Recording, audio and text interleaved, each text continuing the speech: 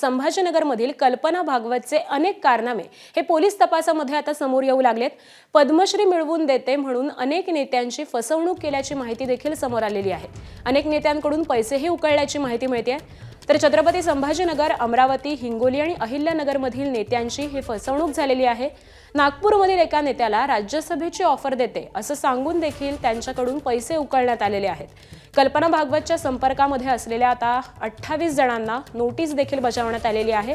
नागपूर विद्यापीठाचे माजी कुलगुरू आणि सध्या पुण्यामध्ये वास्तव्यास असलेले पठाण यांचाही यामध्ये समावेश असल्याचं कळतंय। तर सिडको पोलिसांनी पठाण यांचा जबाब हा देखील नोंदवून घेतलेला आहे। कल्पना भागवतकडे केंद्रातील ऊर्जा खात्यातील सेक्रेटरी असल्याचं देखील फेक लेटर मिळाल्याची माहिती ही तपासामध्ये समोर आलेली आहे।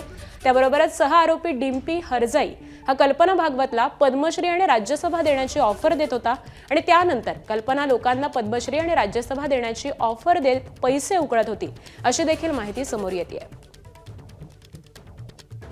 महिला IAS अधिकारी त्यांनी अनेक लोकांची फसवणूक केली अशी माहिती समोर येते। नाही, त्यावर चौकशी करून कारवाई करू।